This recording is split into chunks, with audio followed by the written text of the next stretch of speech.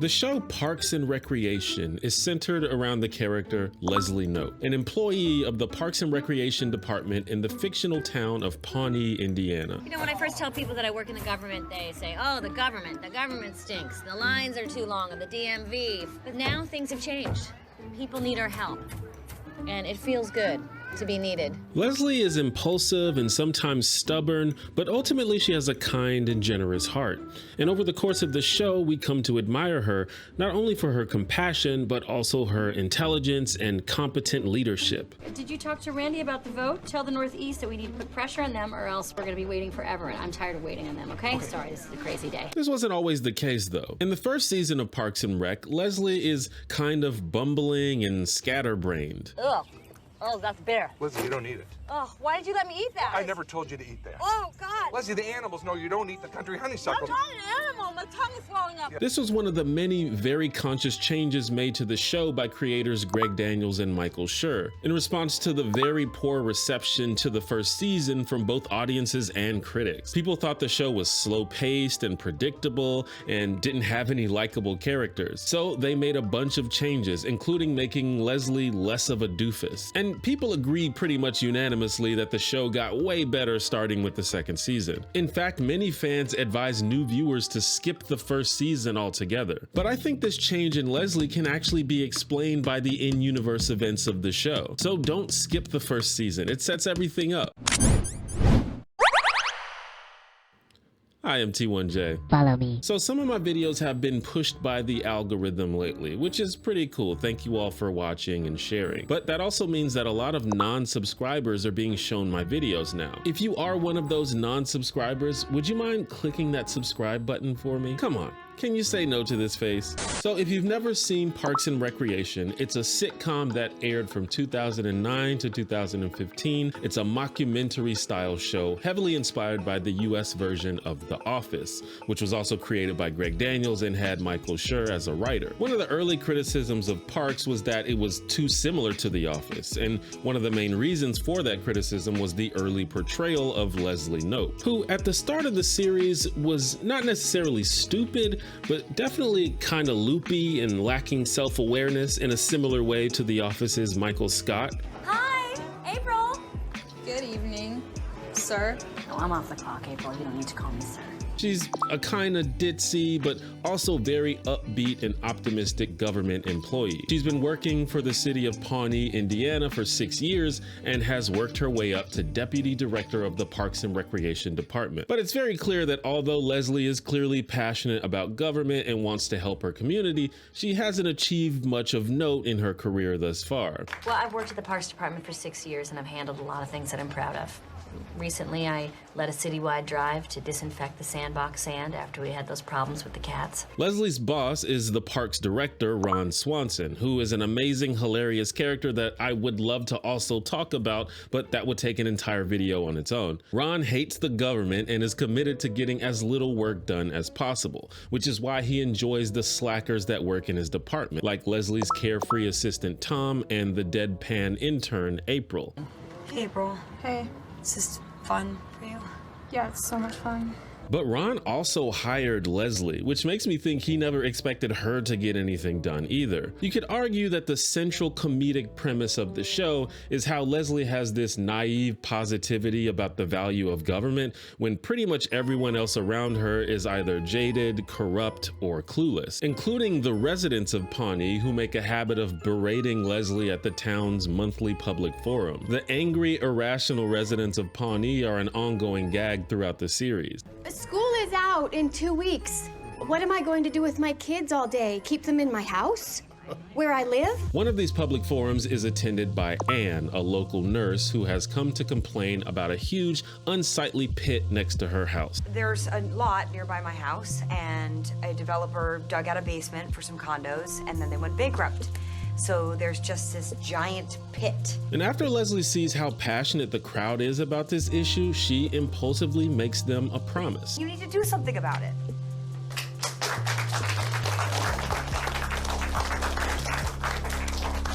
Okay. I'll do something about it. Really? Yes, I will help you. And I will go to that location tomorrow, and we will fill in that pit, And then when that's done, we're gonna put a park on the land. Okay.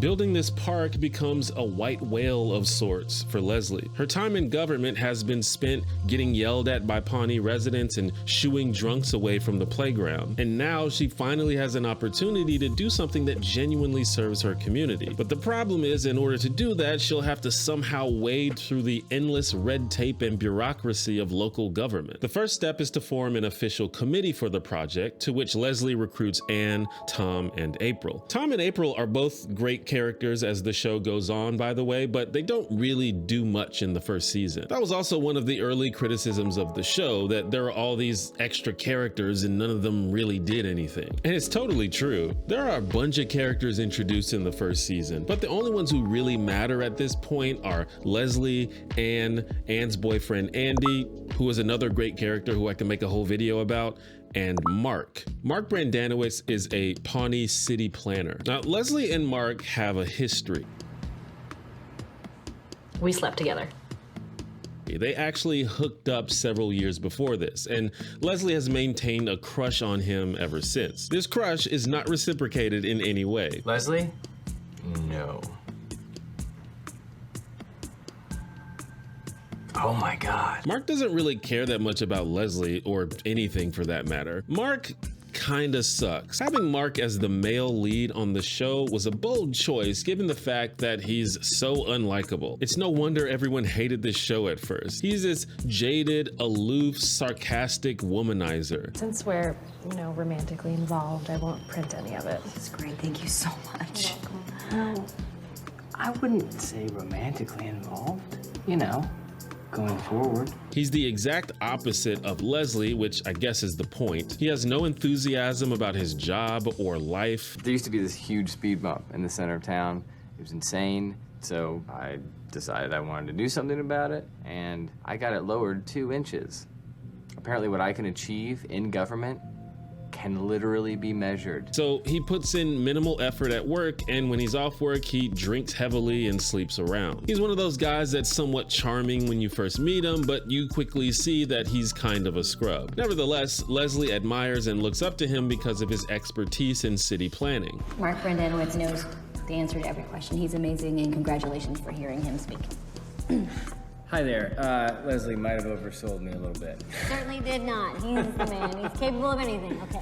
And she also has an emotional hang-up because they had sex one time. Mark doubts that Leslie will be able to build her park, but he is inspired, or at the very least amused, by her tenacity. So he decides to help her and join her committee as well. Leslie's crush on Mark is maybe the thing that seems the most out of character compared to the Leslie from later seasons. She's supposed to be this confident, independent person, but yet she has this high school-esque crush on this deadbeat of a guy and constantly seeks his approval. But it's not that hard to believe if you think about the context at this point in the story. Leslie's portrayed as basically a nerd who puts her job before everything, even though her job at the moment is basically to do nothing significant. You almost feel sorry for Leslie in the first season. She's so enthusiastic yet gets nothing done. And you also get the sense that she doesn't really have any close relationships. She's single, and there's no mention of any real friends when the series begins. Even her mother is cold and distant. It's not that hard to see why she might get attached to the only person around her that showed her the tiniest bit of affection. Speaking of Leslie's mother, whose name is Marlene, she's probably the reason Leslie was ever interested in politics and government in the first place. Marlene is a locally renowned political figure in Pawnee who Leslie greatly admires and hopes to emulate. But the difference is that Marlene is stoic and ruthless, while Leslie always tries to play by the rules. In her quest to fill the pit, Leslie has done everything she's supposed to do. She's formed a committee,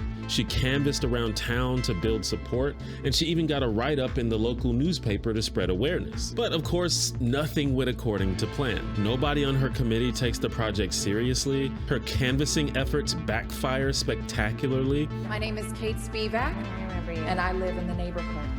and I am 100% against this park. And the news story ends up hurting more than helping. An abandoned lot on Sullivan Street has been proposed as the site of a new park. That part's good, I think. We stayed on message for that part. And then it gets a little unpleasant. Pretty drunk, hands on the pill.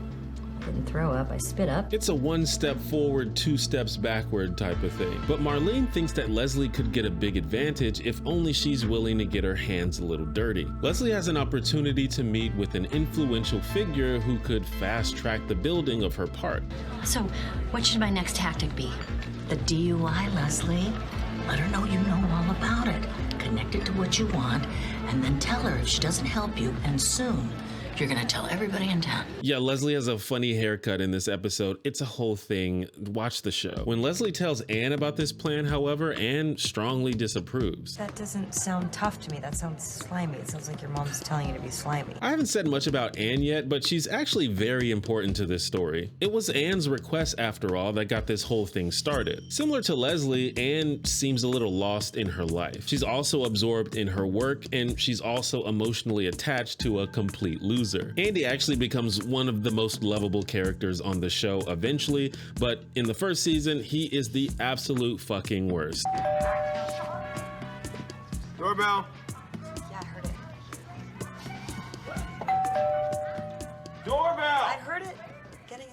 Anyway, because of this common ground and shared need of emotional support, Leslie and Anne become fast friends. And Anne is the only person around who doesn't seem to mind Leslie's hyper enthusiasm. She goes along with Leslie's schemes even when they seem ridiculous. But she's also the only one who cares enough to tell Leslie when she's truly crossing the line. And even though Leslie tries to take her mother's advice initially, she eventually decides that Anne is right and that she shouldn't compromise her values. By the end of the first season, Leslie is no closer to filling the pit than she was when she started. But she still hasn't given up. She's still working tirelessly to make it happen, including this unfortunate meeting with a political bigwig that Leslie thinks is a strategy session, but he thinks is a date. Now, you know that we're gonna be building a park and a residential lot. So, of course, we're gonna have to get the zoning codes approved and amended by our city council. What kind of movies do you like? Huh? That fiasco takes the wind out of the usually energetic Leslie's sails, and she could use a little cheering up. Leslie gives a hopeful smile when Mark asks her to have a drink with him, but what she doesn't know is that Mark is just lonely and has been unsuccessfully trying to get people to hang out with him all night. He just tried to hit on Anne like minutes before this. And during Leslie and Mark's conversation, you really get a sense of how unalike they are. Hey! Congratulations are in order. I heard that you got that speed bump thing through. Don't make fun of me. I'm not. Oh yeah, I made a bump into a smaller bump. It's a great day for America. What are you talking about? That thing was a pain in the butt. You fixed a problem. That's what we're supposed to do.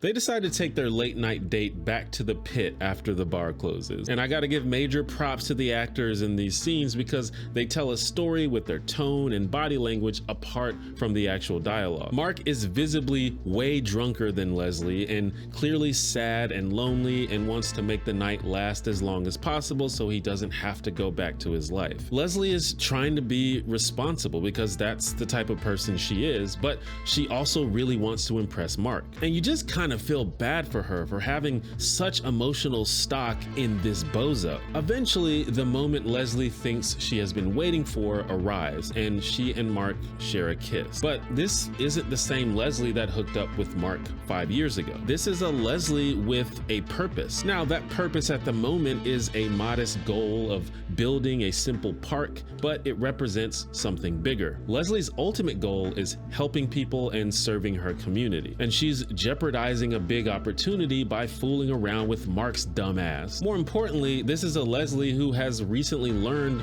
what it truly means to be cared for and supported. And the difference between that and the superficial attention she gets from Mark has now become readily apparent. So she finally comes to her senses and begins to see Mark without her rose-tinted glasses.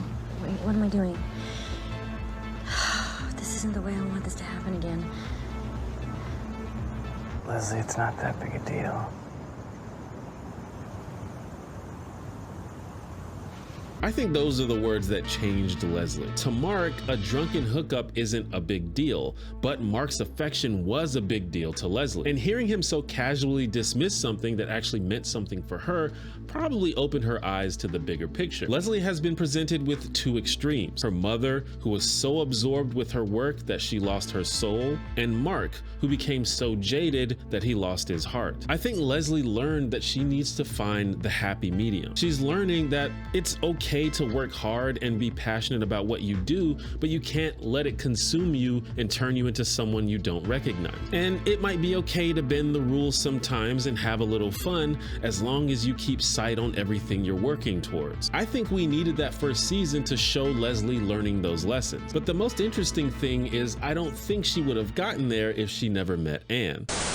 If you didn't know, you could have watched this video yesterday ad-free on Nebula. I upload all my video essays to Nebula usually a day earlier than I upload them to YouTube. And joining and watching them there is actually a great way to support me and my content. Not only for the watch time, but also because a portion of what you would pay for the subscription actually directly supports me. You see, Nebula is owned by its creators, and we made this platform in order to not be so reliant on YouTube ad money. And this helps a lot of creators, including myself, create the content they actually want to make, even when it's not so algorithm friendly. You can also find a ton of exclusive bonus content on Nebula, as well as our growing library of Nebula originals, which are our creators' most ambitious projects that you'll only find on Nebula. And if you like my videos, you're probably already subscribed to many of the creators on Nebula. It is an all-star lineup. We got FD Signifier, Tierzu, Big Joel, Legal Eagle, and dozens more of truly some of the best creators on the internet. If that sounds enticing, make sure that when you go to check it out, you use my link in the description, which can get you Nebula for a little under $3 a month if you get the annual plan. Thanks for listening to that. Now back to the video. So the audience meets Leslie just before Anne does. So when the series begins, we know that Leslie is kind of naive and ineffectual, but Anne doesn't know that. The Leslie that Anne knows is a woman who made a promise and then began to work tirelessly to fulfill that promise. She met a woman who's sure kind of kooky, but who also cares deeply for people even when they don't return the favor. So what I hear when I'm being yelled at is people caring loudly at me. That's why Anne was always so patient with Leslie, even when she's being weird, because she saw Leslie's goodness and potential before anyone else did. And we immediately start to see this potential manifest in season 2 when Anne and Leslie find a clever way to finally get the pit filled. You can watch the show to find out how they did it. Funnily enough, the actual park doesn't get built until near the end of the series, and the audience never actually gets to see it. But that's because the show's not really about the park. It's about following your dreams. It's about love and friendship and how people can enter your life and completely alter its course. It's a recurring thing on the show with multiple characters and multiple relationships, but it all started when a nurse showed up to complain about a pit. You totally changed me. You know, you taught me how to balance my life, how to be patient, how to be more patient. Yeah, that's better. Parks and Rec is like in my top 3 favorite shows ever. I love it. And by the way, it does get way better and much funnier in the second season onward, but the first season has its place, as I hope I've successfully argued. Also, Paul Schneider left the show after the second season, and Mark was literally never mentioned again. They basically retconned him into non-existence, which kind of messes up a big part of my whole argument here, but hey, we're at the end of the video, so what are you gonna do? If you'd like to know more about the other seasons of the show and just more background about Parks and Rec in general, I have a message for you from my fellow content creator, Jose. Hi, this is Jose, and I also made a video about Parks and Recreation. Mine is an expansive look at the series, from first thought to final frame and all the fun in between. If you've never seen the show or are a fan, it's a fun way of diving a bit deeper into the world of Pawnee. You can give my video a look once you've finished watching T1J's. And as it happens, you're about to finish T1J's video, so go ahead and check out his. There should be a link on the screen. Indeed, that's the end. Stay Heiko. Bye-bye.